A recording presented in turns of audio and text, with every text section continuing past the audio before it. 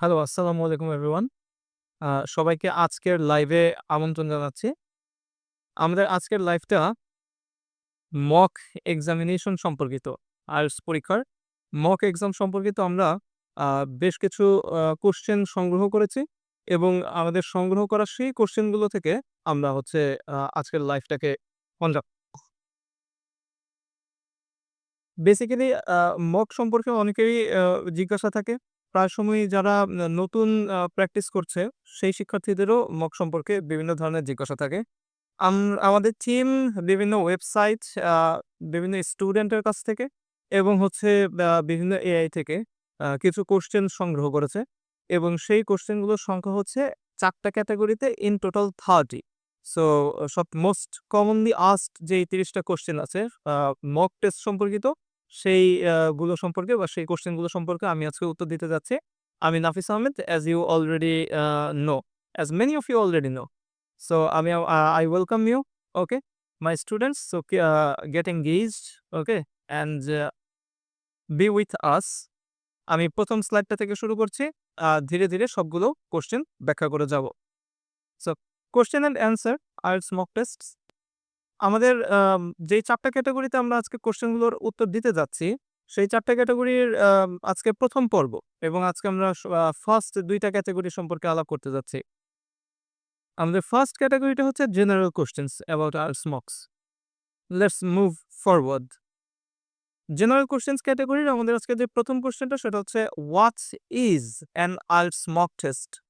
সাধারণত beginner students বা participants যারা টেস্ট টেকার্স যারা বিগিনার লেভেলে আছে তাদের এটা সবচাইতে কমন একটা কোয়েশ্চেন থাকে। অনেকেই মক টেস্ট টার্মটাও প্রথমবার শোনা থাকে যে প্রথমবার শুনলো। সো আইএলটিএস মক টেস্ট হচ্ছে আইএলটিএস এর একটা ডামি টেস্ট বা আইএলটিএস এর একটা ডেমো টেস্ট বলা যেতে পারে। আর মেইন আইএলটিএস এক্সামিনেশন যেমন ৪ টা মডিউলে ভাগ করা বিভক্ত, আম আইএলটিএস মক টেস্টও ৪ টা মডিউলে বিভক্ত। এখানে আইএলটিএস মক টেস্টে লিসেনিং, রিডিং, রাইটিং এবং স্পিকিং ৪ টা মডিউলের উপরেই পরীক্ষা হয়। চেষ্টা করা হয় যে আইএলটিএস মেইন এক্সামিনেশন যেরকম হয় ঠিক একইভাবে আইএলটিএস এর মক এক্সামটাও এরেঞ্জ করার। এক্ষেত্রে লিসেনিং, রিডিং, রাইটিং এক বসায় দেওয়ার সিস্টেম মেইন এক্সামের মতোই। আর স্পিকিংটা আলাদা। সো একজন স্টুডেন্ট আইএলটিএস মেইন এক্সামে যেই কোশ্চেনগুলো এক্সপেক্ট করে বা যেই সিলেবাসের যেই কোশ্চেনগুলো থাকে আমাদের আইএলটিএস এর ক্যামব্রিজের বই থেকে বা অন্যান্য ক্যামব্রিজ অনুমোদিত যে বইগুলো সেই বইগুলোতে আইএলটিএস এর আমরা যে সিলেবাস দেখতে পাই বা যেই টাইপের সিলেবাস দেখতে পাই সেটার সাথে মিল সম্পন্ন একটা ডামি টেস্ট আয়োজন করা, যেটা দিয়ে নিজেকে যাচাই করে দেখা যায় সেটাই হচ্ছে একটা IELTS mock test. Next question is question number 2. How is a mock test different from the real IELTS exam? Real IELTS exam থেকে মক টেস্ট কিভাবে ভিন্ন? আসলে রিয়েল আইএলটিএস এক্সাম থেকে মক টেস্ট তো আ ফরমেশন অনুযায়ী ভিন্ন হওয়া উচিত না। এক্সামের ফরমেটটা যেটা, অর্থাৎ রিয়েল আইএলটিএস এক্সামিনেশন লিসেনিং দিয়ে শুরু হয়, এরপরে রিডিং আসে, এরপরে রাইটিং আসে। আইএলটিএস মক টেস্টও ১ম এ লিসেনিং দিয়ে শুরু হয়ে এরপরে রিডিং, এরপরে রাইটিং এ যাওয়া উচিত। মেইন আইএলটিএস এক্সামিনেশনে স্পিকিংটা যেভাবে যতটুকু সময় ধরে হয়, মক আইএলটিএস টেস্টেও আসলে স্পিকিংটা অতটুকু সময় যাবত ওভাবেই হওয়াটা উচিত।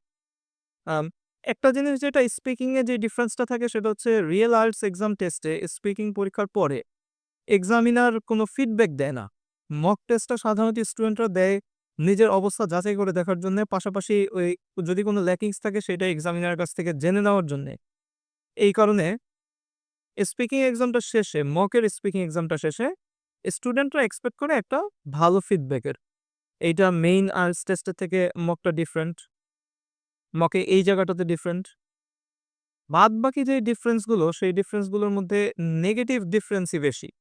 যেমন আ বাংলাদেশের বিভিন্ন কোচিং সেন্টার যে কাজটা করে, আ যেই সমস্ত কোচিং সেন্টারগুলোর স্টুডেন্ট সংখ্যা বেশ কম থাকে। তারা ভাবে যে বা স্টুডেন্টের ফ্লো থাকে না। তারা ভাবে যে মক টেস্টটা হচ্ছে স্টুডেন্টদেরকে অ্যাট্রাক্ট করার বা স্টুডেন্টদেরকে নিজেদের কোর্সে নিয়ে নেওয়ার একটা ওয়ে হিসেবে তারা দেখে। ইন দ্যাট কেস তাদের মকের কোয়েশ্চেন, লিসেনিং বা রিডিংটা, ইভেন রাইটিংটাও প্রায় সময় স্ট্যান্ডার্ড হয় না, সাব স্ট্যান্ডার্ড হয়। আম IELTS এর মেইন এক্সামের প্যাটার্ন তো ফলো করেই না। তার চাইতে বরং হয়তোবা দেখা যায় অনেক কঠিন একটা কোয়েশ্চেন। আবার অনেক সময় অনেক সহজ একটা কোয়েশ্চেন। যেহেতু স্ট্যান্ডার্ড মেইনটেইন করা হচ্ছে না, তাই এটা আগে থেকে প্রেডিক্ট করা খুবই ইম্পসিবল। বিভিন্ন কোচিং সেন্টার এই কাজটা করে। So how is a mock test different from the real IELTS examination? Exam ফরম্যাটটা চেঞ্জ হওয়া উচিত না। মেইন এক্সামের ফরম্যাট যাও, মক টেস্টের ফরম্যাট সেম হওয়া উচিত। কিন্তু ওই যে বিভিন্ন কোচিং সেন্টার তাদের স্টুডেন্টদেরকে আকৃষ্ট করার জন্যে ফরম্যাটটাই চেঞ্জ করে ফেলে। এটা হচ্ছে ওই বললাম যে সমস্ত কোচিং সেন্টারে স্টুডেন্টের ফ্লো খুব কম, তারা অনেক সময় এই কাজটা করে।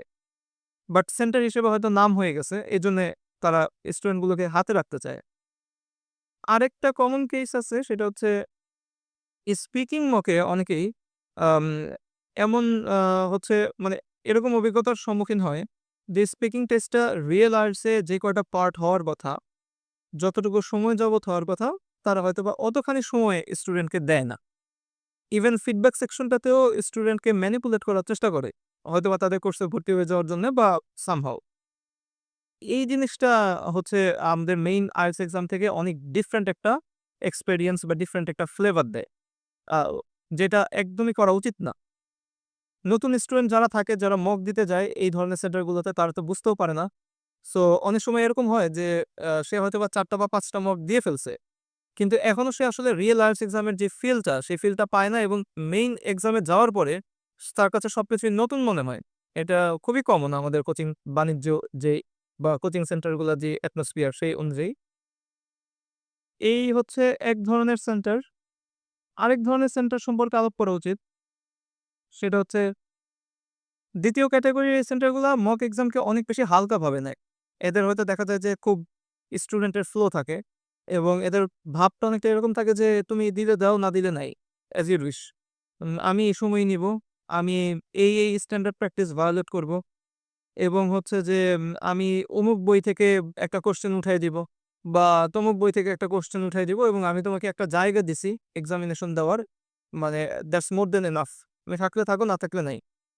এবং তারা এটা সাধারণত দেখা গেছে একটা বেশ মানে হলপ করে বলে যে, "হ্যাঁ, আমি তো এই কটা মক নিচ্ছি বা এই কটা মক দিচ্ছি।" এই ক্ষেত্রেও দেখা যায় সাবস্ট্যান্ডার্ড কোয়েশ্চেনেই পরীক্ষাটা হয়। প্রায় সময়ই দেখা যায় এই সমস্ত জায়গায় আ স্টুডেন্টদের যেই রিয়াল ফিডব্যাকটা পাওয়া উচিত বা যতটুকু সময় ধরে তাদের ফিডব্যাকটা পাওয়া উচিত, ফলো আপ সেকশনগুলো খুব ছোট হয় স্টুডেন্টদের। ছোট হয় বা স্কিপড হয়। তখন স্টুডেন্টদের এই মেইন আর্টস এক্সামের বা কাছাকাছি স্ট্যান্ডার্ড তো অনেক পরের ব্যাপার। ফিলটাও দেওয়া যায় না। আর এক্সাম ফরম্যাটই যখন চেঞ্জ হয়ে যায়, আসলে তখন আর কিছু বলার থাকে না। বাই দ্য ওয়ে আর একটা দিক থেকে IELTS এর মক টেস্ট ডিফারেন্ট। সেটা হচ্ছে কোয়ালিটির দিক থেকে। কেমব্রিজের কোয়ালিটি আসলে কারো পক্ষেই মক টেস্টে অ্যাটেইন করা সম্ভব না। স্টুডেন্টরাও যারা খুব সচেতন স্টুডেন্ট, তারাও কখনো এই দাবিটা করে না যে আমাকে মক টেস্টে কেমব্রিজ IELTS এর মতন ফিল দিতে হবে।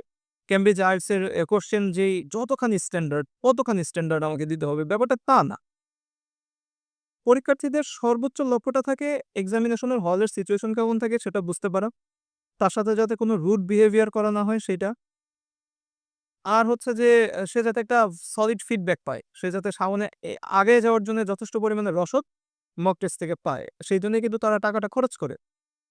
সো ওই যে কেমব্রিজ মানে কেমব্রিজের সাথে যে কেমব্রিজের ফিলটা দেওয়া, ওইটা স্টুডেন্টদেরও আসলে আগ্রহ থাকে না।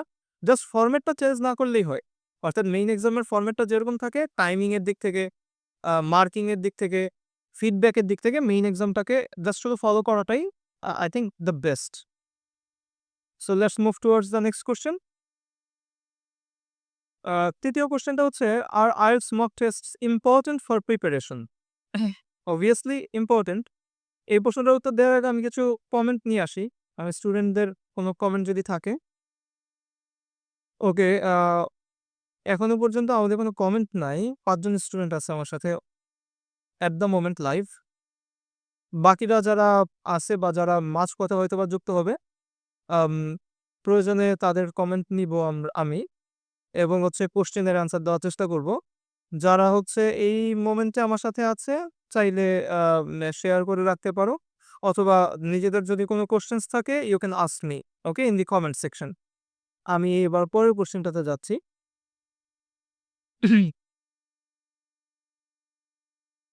অর্থাৎ আজকে 3rd কোয়েশ্চেনটা। Now, the third question is, are IELTS mock tests important for preparation? প্রিপারেশনের জন্য IELTS mock test কতটা জরুরি? বেসিক্যালি প্রিপারেশনের জন্য IELTS mock test it's more than necessary, it's more than important, এটা অনেক জরুরি। মক টেস্ট আমাকে ধাপে, ধাপে নিজের যেই আ অ্যাবিলিটি সেটা চেক করতে হবে, অথবা নিজের যে প্রিপারেশনটা সেটা ধাপে, ধাপে আমি কতটুকু আগাতে পারলাম, অথবা বাই এনি চান্স আনফরচুনেটলি আমি কি পিছিয়ে গেলাম কিনা? এই ব্যাপারটা হচ্ছে আমার সামনে তুলে ধরে। মকের ২ টা লক্ষ্য হওয়া উচিত।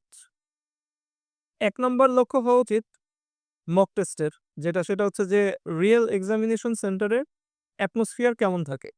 রিয়েল এক্সামিনেশন সেন্টারে আমাকে আ কোয়েশ্চেন পেপারটা কখন দেয়? অ্যান্সার শিটটা কখন দেয়? এই ২ টা কখন নিয়ে যায়? কম্পিউটার বেসড পরীক্ষার্থী যদি আমি হয়ে থাকি, তাহলে সেই আ অ্যাপটা যে সফটওয়্যারে আমি পরীক্ষা দিচ্ছি সেই সফটওয়্যারটা কিরকম? সেটাতে কি লগইন করতে হয় নাকি কোনো ফর্ম ফিল আপ করতে হয়? এই ধরনের কিছু ব্যাপার থাকে। আ এই ব্যাপারগুলো হচ্ছে মক টেস্টের একটা লক্ষ্য। অর্থাৎ প্রিপারেশনটা পরীক্ষার দিন আমাকে যাতে এমন কোনো ফিল না দেয় যে আমি তো এই জায়গাটাতে নতুন। হ্যাঁ? I don't belong here. আমি তো এখানে অনেক কিছু জানি না। যে কোনটার পরে কি হয় আমার এই সম্পর্কে ধারণা নাই। এটা যাতে না হয়। মক টেস্টের একটা লক্ষ্য হচ্ছে এই ধরনের আনুষঙ্গিক ব্যাপারগুলো স্টুডেন্টকে জানায় দেওয়া।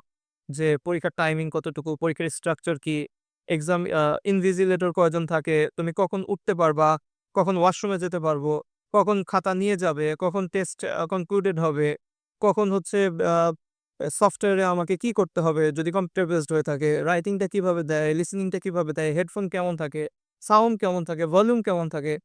এই ব্যাপারগুলোর সাথে যাতে আ পরিচিতি থাকে, এটা হচ্ছে মক টেস্টের একটা লক্ষ্য।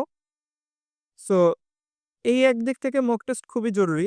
তবে এটার জন্যে খুব বেশি মক টেস্ট দেওয়ার দরকার নাই। এক্সামিনেশন হলের সিচুয়েশন বোঝার জন্যে একজন আ স্টুডেন্টের সর্বোচ্চ গেলে ২ টা মক মোর দ্যান এনাফ। এর বেশি আসলে দেওয়ার কোনো প্রয়োজনই থাকে না। তবে নিজের সেলফ ডেভেলপমেন্টের জন্যে কিছু সেলফ অ্যারেঞ্জড মকস দেয়া যেতে পারে।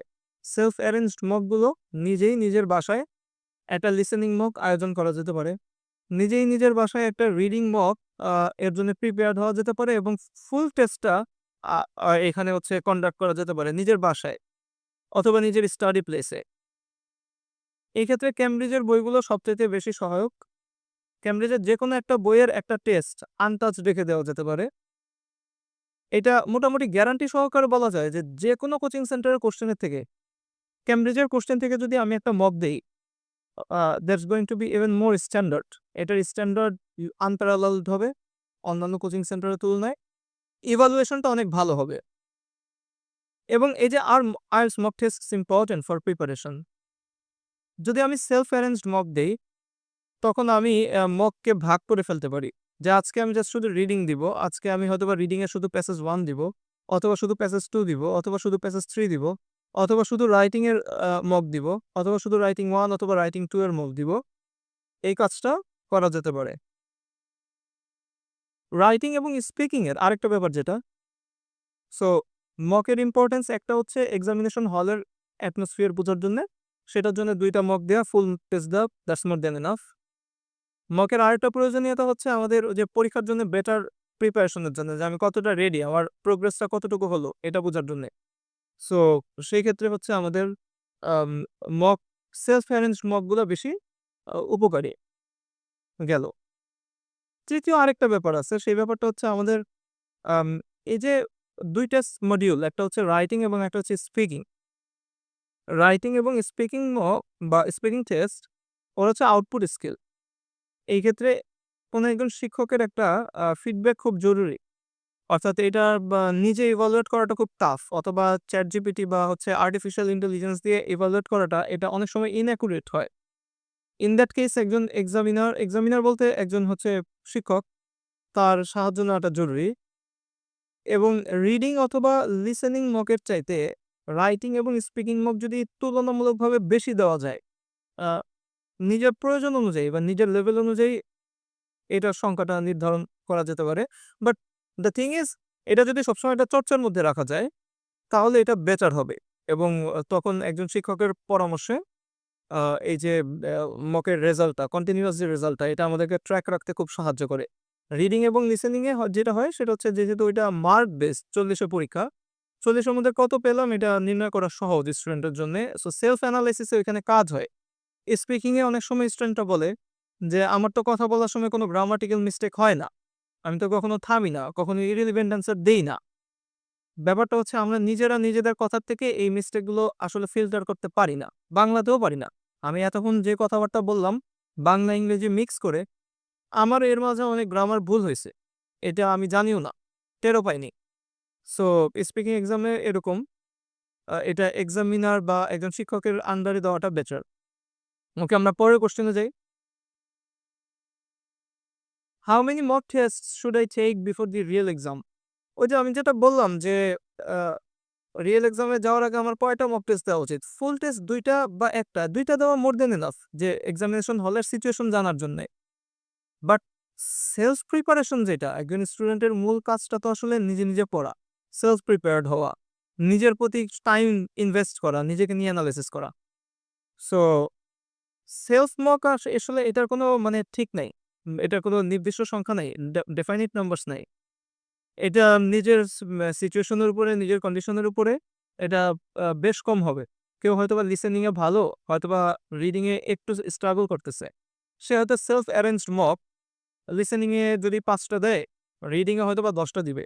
এটা তাকে বলেও দিতে হবে না যে তুমি রিডিং এ এফোর্টটা বাড়াও। এটা তো সে নিজেই বুঝবে। অর্থাৎ তার যদি হচ্ছে এখানে কিছু স্ট্রাগল ফিল করে। স্পিকিং, রাইটিং সে নিজেই দিবে বাড়তি। অর্থাৎ সে যদি ফিল করে যে না আমার এখানে এ আউটপুটটা ভালো হচ্ছে না, তখন সে নিজেই এটা বাড়ায় নিবে, বাড়ায় কমায় নিবে। বাট ওই যে এক্সামিনেশন হলের অবস্থা বোঝার জন্যে অনেক সময় স্টুডেন্টরা যে কাজটা করে সেটা হচ্ছে নামকাওয়াস্তে মক টেস্ট দেয়। দল বেঁধে মক টেস্ট দেয়। বিভিন্ন কোচিং সেন্টারের হচ্ছে ওই আম অ্যা ইনফ্লুয়েন্স এ এসে বা প্রচারে এসে তারপরে মক দেয়। এবং ইভেন অনেকে মনে করে যে মক দিয়ে এরপরে পড়াশোনা শুরু করা উচিত IELTS এর জন্যে। which is a totally wrong idea. Mock test দেওয়ার পরে যখন মানে এই যারা পড়াশোনা শুরু করার চিন্তাটা করে, তারা দিন শেষে আসলে কখনোই আর পড়াশোনা শুরু করে না। তাদের ধারণা যে এই পর্যন্ত যা পড়ছি সেটাই। অর্থাৎ মেট্রিক পাস করলে মেট্রিক পাস পর্যন্তই, ইন্টার পাস করলে ইন্টার পাস পর্যন্তই বা অনার্স পাস করলে অনার্স পাস পর্যন্তই।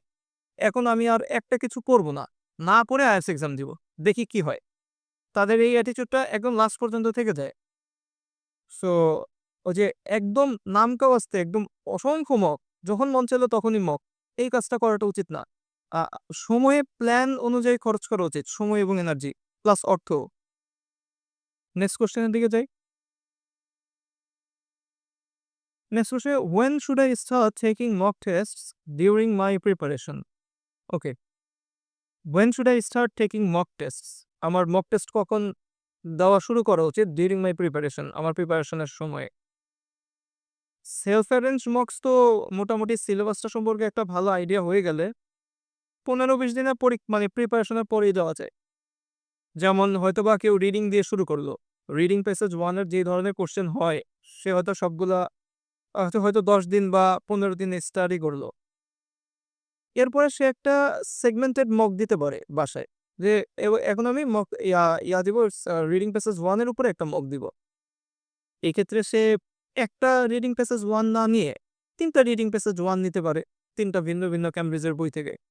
এই বাস হয়ে গেল কিন্তু। মানে হচ্ছে ৩ টা রিডিং প্যাসেজের ১ ঘন্টায় সে দিতে পারে। একটা রিডিং প্যাসেজে ইউজুয়ালি ১৩ টা কোয়েশ্চেন থাকে। তো ৩৯ টা কোয়েশ্চেনের একটা পরীক্ষা হয়ে গেল। হয়তো কেউ একজন রাইটিং মানে হচ্ছে প্র্যাকটিস করতেছে। রাইটিং টাস্ক 1 এ হয়তোবা আছে। In that case process diagram হয়তোবা দেখা গেল সে করে ফেলছে, ম্যাপ হয়তোবা সে করে ফেলছে। এখন সে প্রসেস ডায়াগ্রাম এবং ম্যাপের সেন্টেন্স স্ট্রাকচার বা vocabs গুলো ভালোই পারে। সলভ টলভও করছে। সো এখন সে একটা সেগমেন্টেড মক দিতে পারে।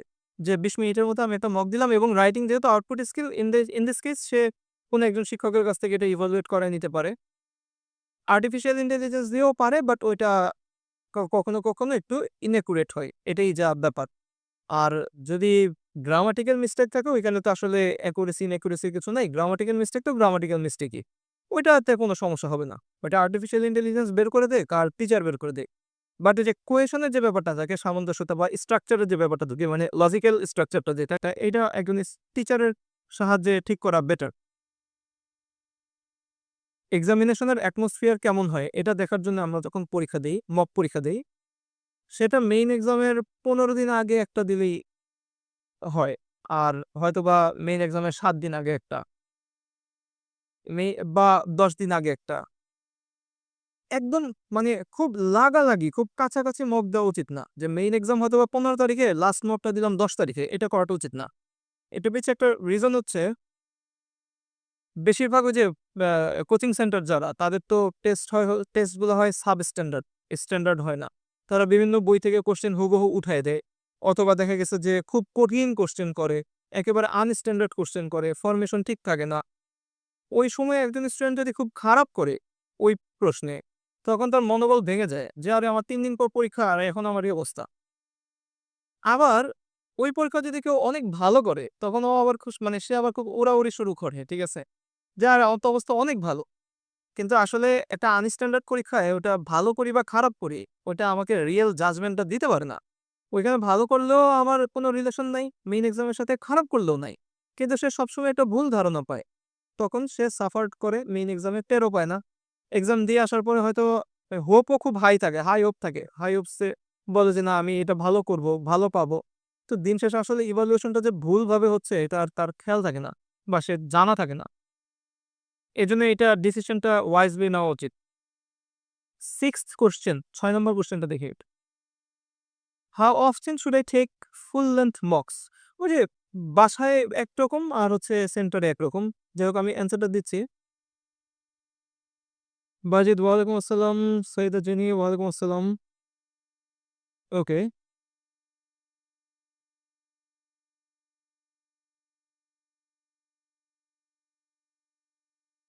বলতেছে how often should I take full length mocks? A full length mock আমাদের কতটা প্রায়শই নেওয়া উচিত? কতটা রেগুলারলি নেওয়া উচিত? এক্সামিনেশনের ১ মাস আগে হয়তোবা আ ৫ দিন ৬ দিনের গ্যাপে ফুল লেংথ মক নেয়া যেতে পারে। এবং এটা কোন সেন্টারে যেয়ে দিতে হবে ব্যাপারটা তা না। বাসায় দেওয়া যেতে পারে। যদি পসিবল হয় স্পিকিং এবং রাইটিং মক বেশি নেওয়া যেতে পারে। একাধিক নেওয়া যেতে পারে। বাট ওই যে এক্সামিনেশনের হলের সিচুয়েশন বোঝার জন্য এক্সামিনেশন হলে যেয়ে বা সেন্টারে যেয়ে বারবার দেওয়া, এটা কোনো প্রয়োজন নাই। IELTS এর স্টুডেন্টরা, IELTS এর পার্টিসিপেন্টরা এই আ নতুন পরিবেশের সাথে মানায় নেওয়া, এইটার এবিলিটি যথেষ্ট ভালো থাকা উচিত। মেন্টালিটি ওরকম স্ট্রং হওয়া উচিত। কারণ সামনে আরো অনেক বড় চ্যালেঞ্জ ওয়েট করতেছে। সো এক্সামিনেশন হলের সিচুয়েশন জানার জন্য বারবার যেতে হয় না। এটাই স্কুল কলেজে থাকাকালীন সময়েও ইট ডিডন্ট মেক এনি সেন্স। আমরা মেট্রিক পরীক্ষার আগে কিন্তু হলে যেয়ে বসে থাকতাম না। যে আগের দিন রাতে যেয়ে বসে রইছি। যে দেখি হলটা কিরকম। এটা হয় না।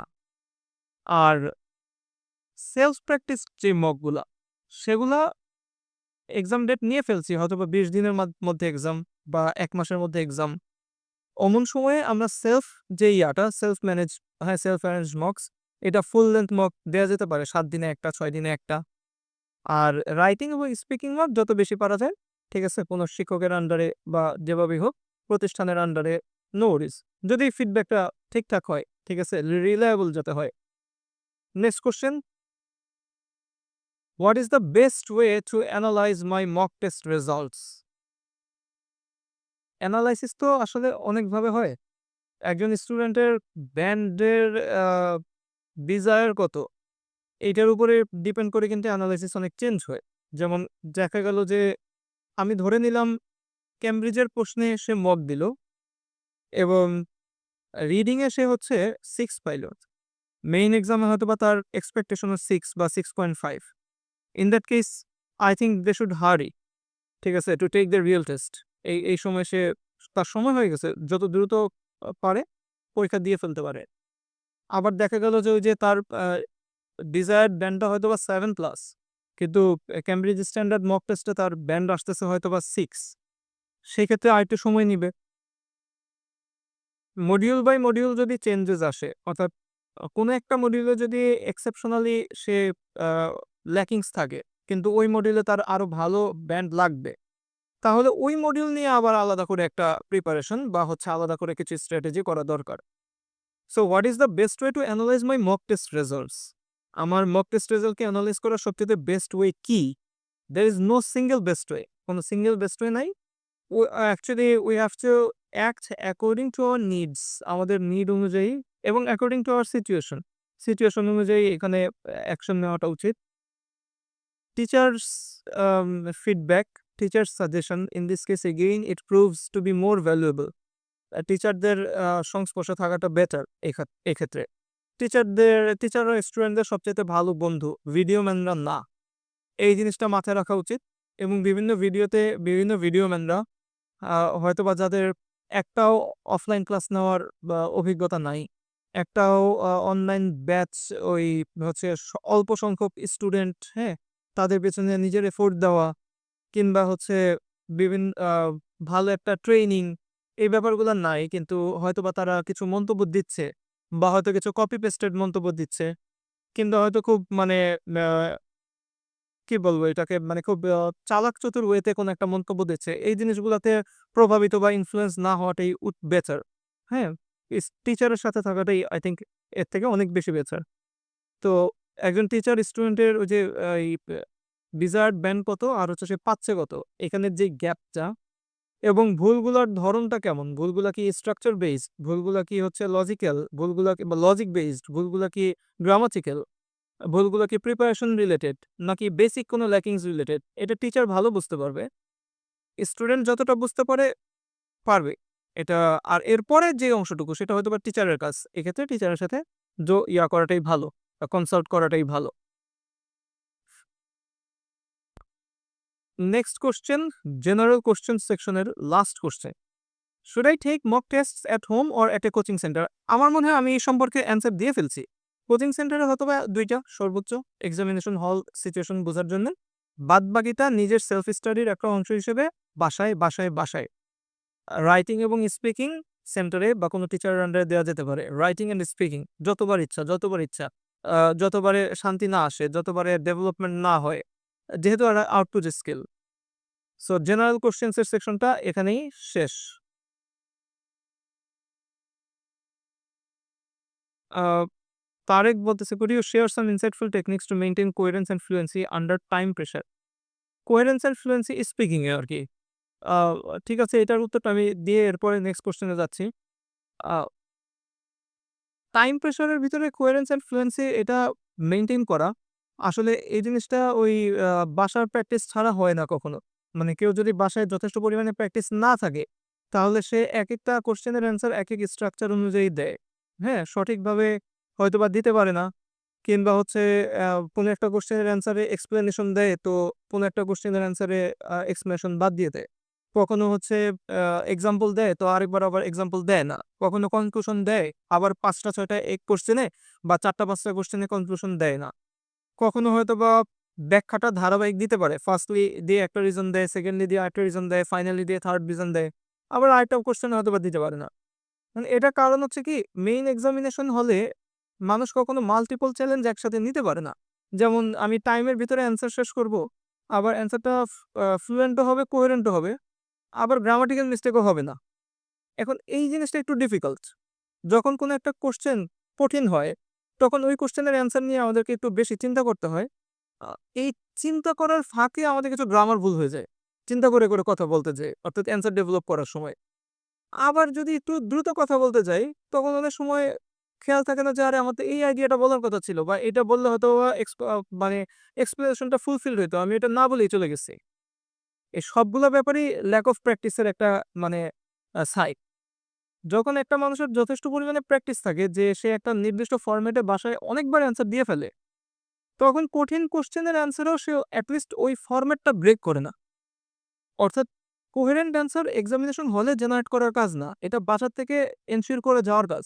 যে আমি এই পরিমাণ প্র্যাকটিস করছি যে হ্যাঁ, আমার কোয়েশ্চেন সহজ হোক কঠিন হোক আমি অ্যান্সার কোহেরেন্ট দিতে পারি। আমি এক্সপ্লেনেশন দিয়ে এরপরেই এক্সাম্পল এ যাই। অথবা আমি প্রত্যেকটা কোয়েশ্চেনের একটা সলিড কনক্লুশন দিতে পারি। এটা আমি শিখছি বাসায়। এটা করতে হয়। এরপরে এক্সামিনেশন হলে যেয়ে যখন কঠিন কোনো একটা কোয়েশ্চেনও থাকে অথবা টাইমের একটা আন্ডার প্রেশারে মানুষটা যখন পড়েও যায়, তারপর সে ফাইট ব্যাক করতে পারে। কারণ ফরম্যাটটা তার খুব একদম আদি থেকে অন্ত পর্যন্ত খুব ভালো মতন জানা। আদারওয়াইজ ওইখানে যেয়ে সে এতগুলা চ্যালেঞ্জ একসাথে নিতে পারে না। এবং এটা নেওয়া উচিতও না। পরীক্ষার জন্য তো প্রিপারেশন নেওয়ার টাইম আছে আগে।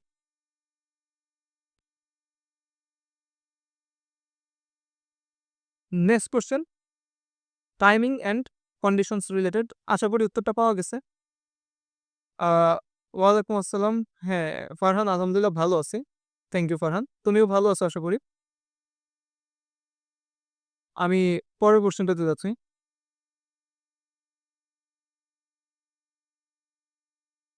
Should I follow real exam timing during mocks? Obviously, real এক্সামের টাইমিং ফলো করা উচিত। এবং আ যদি কোনো কোচিং সেন্টার রিয়েল এক্সাম টাইমিংটা ফলো না করে, রিয়েল এক্সামে প্রত্যেকটা মডিউল, প্রত্যেকটা সেগমেন্ট যে পরিমাণ টাইম থাকে সেটা যদি ফলো না করে, এটা বা খুবই অনুচিত একটা কাজ হবে।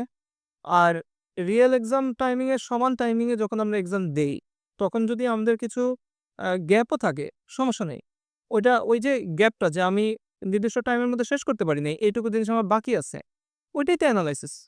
কিন্তু এখানে যদি আমি টাইমিংটাই চেঞ্জ করে দেই, রিয়েল এক্সামের থেকে যদি আমার মানে মকের যে টাইমিং সেটা যদি ভিন্ন হয়, রিয়েল এক্সাম হয়তোবা ৩ ঘন্টার, আমি মকে ২.৫ ঘন্টা সময় বাছাই করে নিলাম আমার নিজের জন্য। এটা একটা ভুল ডিসিশন। তখন আমি ওই যে ওই রিয়েল গ্যাপটা বের করতে পারব না। এটা উচিত হবে না। Next question, how can I simulate real IELTS exam conditions at home? বাসায় কিভাবে সিমুলেট করতে পারি রিয়েল আইএলটিএস এক্সামের কন্ডিশন? এক্ষেত্রে একটা খুব বড় উপকার তো ক্যামব্রিজের বই। ক্যামব্রিজের বই সবার কাছে আছে। ক্যামব্রিজের বই থেকে কোয়েশ্চেন নিতে পারি। সকালবেলা এক্সাম দিতে পারি। মক টেস্টটা সেলফ অ্যারেঞ্জড মকটা যেটা, এটা সকালে দেওয়া যেতে পারে। সকালে দিলে যে জিনিসটা হয় সেটা হচ্ছে এক্সামিনে মানে বাসার পরিবেশ ওরকমভাবে পাওয়া যায়। এক্সামিনেশন হলের মতন খুব নীরব শান্ত একটা পরিবেশ পাওয়া যায়। এটা হেল্প করে।